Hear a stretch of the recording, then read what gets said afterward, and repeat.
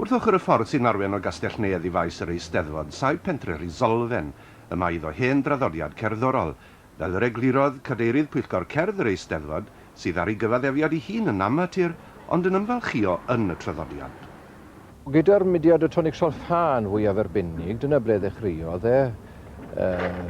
Be ddath y bobl i'r ardaloedd yma, yndyfe, gyda'r garfod glo ac yn y blaen. Ac yna rhai fel Morgan D Lloyd yn dod yma I ddechrau ar dosbarthiadau tonig solffa. A gyda hynny, yndyfe, gyda'r diddordeb, y corau yn cael ei sefydlu ac yn y blaen. Felly, a'r capeli yn sefydlu corau. Dyna fel oedd hi. I ni yma'n Risolfen nawr, mae hyd yn oed y pentre mawr wedi magu cerddorion o fri. O, di mai. Falle mae dyma'r unig bentref ym Mhrydain sydd wedi magu 3 teithio'r cerdd. Dr William Rhys Herbert, Dr David Evans a Dr Tom Hopkins Evans.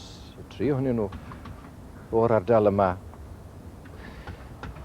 Ych gwaith chi nawr fel cadeirydd y Pwyllgor Cerdd, beth oedd hynny'n ei olygu? Chi wedi bod wrthi'n brysur iawn? Wedi bod yn brysur iawn dros 2-3 blynedd diwetha, ond diddordeb amatur sydd gen I mewn cerddoriaeth yn tyfe, ond mae pwyllgor ragorol wedi bod o danau a nhw sydd wedi gwneud y gwaith, dim ond lliwio wedi gwneud. Y don nesaf ni'n mynd I chlywed yw penmachno un o donau Hopkins Evans. Ydy hon ag arwyddocâd arbennig I chi? Wel, mae'n dôn sydd, efallai dôn mwyaf poblogaidd Tom Hopkins Evans yw penmachno. Mae'n dal I gael ei chanu yn gyson ac mae'r geiriau wrth gwrs wedi priodi I arfor tymhestlog teithio'r wyf.